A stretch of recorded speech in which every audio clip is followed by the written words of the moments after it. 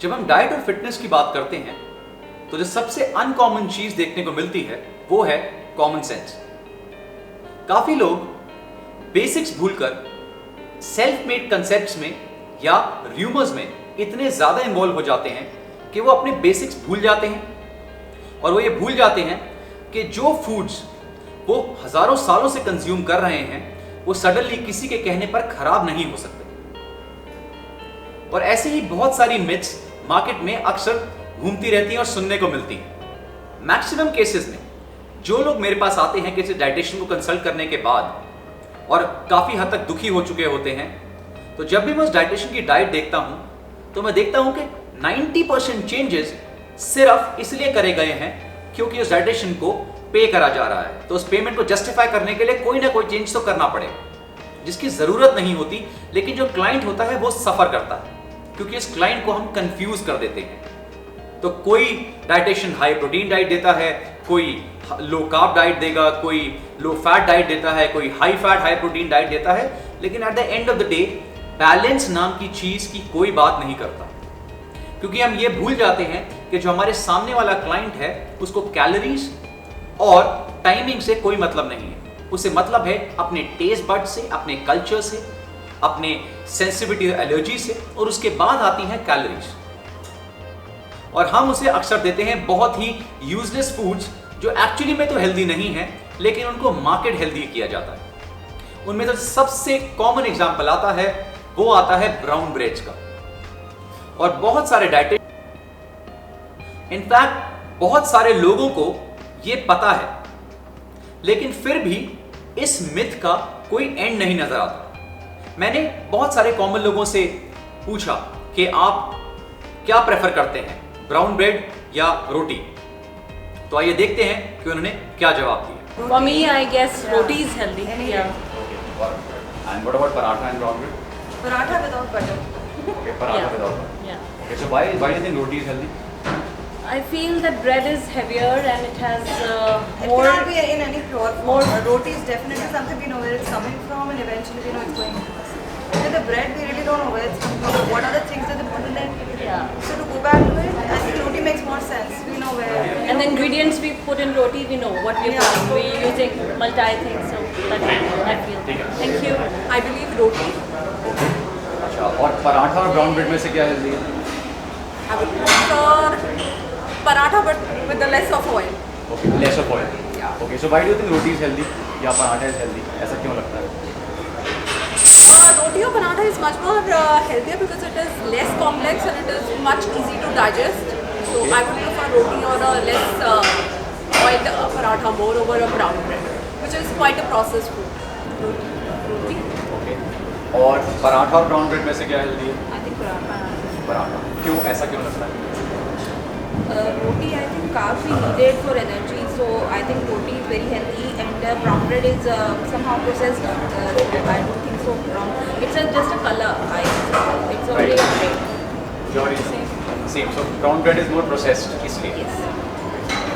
Roti. And brown bread. Paratha. ऐसा क्यों है? Why? Because अगर हम starting से देखें, all these things came up only when we started, modernizing. इससे पहले ये सब exist नहीं करता था. It was plain roti. The bodybuilders भी exist करते थे, fitness भी exist करती थी. ये जैसे जैसे modernization use करके ऐसे न्यू चीज़ें लाई हैं, but roti and paratha has those calories which body used to burn fat. Brown bread. Brown bread. Okay. और पराठा या ब्राउन ब्रेड में से Brown bread. ऐसा क्यों लगता है ब्राउन ब्रेड क्यों हेल्दी है? ज़्यादा healthy है. किस रीजन से क्यों हेल्दी है, क्या आपको लगता है? उसमें less carbs. कार्ब्स कम है और Low fat. लो फैट है, और कोई रीजन? तो जैसा कि आपने सुना कि सारी की सारी विमेन जिनसे प्राइमरीली मैंने एक क्वेश्चन पूछा उनके अलग अलग व्यू हैं। कईयों के आंसर्स बिल्कुल ठीक हैं लेकिन रीजंस किसी को प्रॉपर्ली नहीं पता। इस वीडियो में हम चेक करेंगे कि रोटी या पराठा या ब्रेड्स के पीछे रियल रिसर्च क्या है और साइंस क्या है। इनफैक्ट इस सब्जेक्ट पर इंडिया की पहली ई बुक मैंने लिखी है जो मेरी वेबसाइट bstupid.com पर आपके लिए ओपनली अवेलेबल है। आप जाइए, उसे फ्री डाउनलोड करिए और पढ़िए, और उस बुक के बाद आपका मैक्सिमम कंफ्यूजन अपने आप क्लियर हो जाएगा और आप किसी को भी वो बुक कोट कर सकते हैं कि इस रिसर्च के बेस पर आप उसको XYZ आंसर दे रहे हैं। काफी सारी वेस्टर्न वेबसाइट्स इंडियन रोटी को फ्लैट ब्रेड के नाम से जानती हैं। वहां पे अक्सर लिखा होता है कि जो इंडियन फ्लैट ब्रेड है। इनफैक्ट एक बहुत ही इरिटेटिंग चीज ये है कि हमारी जो डाइटिशियन हैं, जो हमारे फूड ब्लॉगर्स हैं, वो लोग भी रोटी या पराठे की जगह वर्ड यूज कर रहे हैं flat bread. I am sorry, Indian roti is not a flat bread. अगर कुछ लोग जो वेस्टर्न कंट्रीज में हैं हमारी रोटी या पराठे को रोटी और पराठा नहीं बुला सकते, तो वो उनकी प्रॉब्लम है। आप उनको ब्लाइंडली कॉपी करना बंद करिए। हमारी रोटी को हम रोटी ही कहते हैं, उसे फ्लैट ब्रेड नहीं कहते। जिस तरह हम ब्रेड को ब्रेड कहते हैं, उसको अमेरिकन नान या ऑस्ट्रेलियन रोटी या यूरोपियन पराठा नहीं कहते। सो जितनी भी चीजें इनके अपने अपने नाम हैं, क्योंकि अक्सर हम इन नामों के चक्कर में कंफ्यूज हो जाते हैं। बिकॉज अमेरिकन इसे इंडियन फ्लैट ब्रेड समझते हैं। वो यही समझते हैं कि हम लोग जब रोटी बनाते हैं तो वो ब्रेड की तरह बनाई जाती है, जबकि ऐसा बिल्कुल नहीं है। ये दोनों बिल्कुल ऑपोजिट चीजें। इनफैक्ट एक बहुत ही फनी चीज ये है कि अगर आप किसी बहुत ही हाई एंड रेस्टोरेंट में जाते हैं, कैफेज में जाते हैं, तो जबरदस्ती की इंग्लिश यूज करने के चक्कर में काफी सारे लोग जो वहां पे वेटर्स होते हैं उनसे पूछते हैं कि आपके पास ब्रेड्स कौन सी हैं। ये बहुत ही अजीब चीज है। हम लोग रोटी खाते हैं, पराठा खाते हैं, नान खाते हैं, या मिस्सी रोटी खाते हैं, या ऐसी चीजें खाते हैं। हम उनसे ब्रेड क्यों पूछ रहे हैं? जस्ट बिकॉज हम इन्फ्लुएंस हो रहे हैं गलत तरीके से वेस्टर्न कल्चर से। ब्रेड्स की अपनी एक जगह है और रोटी की एक अपनी जगह। रोटी या चपाती या पराठा एक ऐसी चीज है जो हम हजारों सालों से कंज्यूम कर रहे हैं, और ये साउथ एशियन रीजन में और वर्ल्ड के और भी बहुत सारे रीजन्स जैसे कि अफ्रीका, मॉरिशस, इन जगहों पे कंज्यूम करी जाती है। इनफैक्ट अरेबियन कंट्रीज में जो नान है उसकी कंजम्पशन बहुत ही एक्सटेंसिवली होती है। लेकिन आज हम फोकस करेंगे प्राइमरीली नॉर्मल आटे से बनी हुई रोटी के ऊपर। 2013 में council of scientific and industrial research में इंडियन रिसर्चर्स ने एक स्टडी पब्लिश करी जिसमें बताया कि रोटी का ओरिजिन 6000 साल से भी पहले हुआ था, और इंडिया में 80 to 85% जो व्हीट प्रोड्यूस होता है वो रोटी या पराठा बनाने के काम आता है। जैसे कि आपने सुना कि लोगों को एक गलत मिसकंसेप्शन है कि ब्रेड जो है वो रोटी से ज्यादा हेल्दी होती है, और ये मिसकंसेप्शन किसी रीजन या साइंस के बेस पर नहीं है, ये मिथ्स के बेस पर है जो वो लोग गलत सुनते हैं और गलत पढ़ते हैं बाकी लोगों से। अब हम यूज करते हैं वो चीज जो सबसे अनकॉमन है, वो है कॉमन सेंस। अगर हम रोटी की बात करें तो आप खुद सोचिए, रोटी या पराठे को बनाने में हमें क्या चाहिए होता है? हम जनरली यूज करते हैं या तो होल ग्रेन व्हीट या काफी सारे डिफरेंट ग्रेन्स का मिक्सचर। सो हम उसमें ज्वार, रागी, बाजरा, कुछ सोया, चने का आटा, ये सब भी यूज करते हैं और हम एक रोटी या पराठा बनाते हैं। डिपेंड करता है कौन से रीजन से बिलोंग करते हैं। ऑन द अदर हैंड उसके ऊपर हम थोड़ा सा घी डालते हैं, कुछ मसाले डालते हैं, और अगर पराठा होता है तो उसके अंदर हम कुछ वेजिटेबल भी स्टफ करते हैं। अब इन सारी चीजों को अगर मैं अलग अलग रखूं तो ये सारी चीजें अपनी अपनी जगह पे बहुत ज्यादा हेल्दी हैं। अब आती है ब्रेड की बात। पहली चीज, आप इंडिया में हैं, आप यूरोप, अमेरिका या ब्रिटेन में नहीं हैं। प्लीज अंडरस्टैंड कि जब यहां पे जो आप मार्केट से ब्रेड खरीद रहे हैं जिसे वो ब्राउन ब्रेड कहते हैं, वो ब्राउन ब्रेड सिर्फ व्हाइट ब्रेड है जिसको ब्राउन कलर किया गया है। अगर आप ब्रेड को बनाने का तरीका कभी देखें तो शायद आप अगली बार ब्रेड नहीं खाएंगे। एक ब्रेड को बनाने के लिए जो प्राइमरी इंग्रेडिएंट यूज होता है वो होता है मैदा।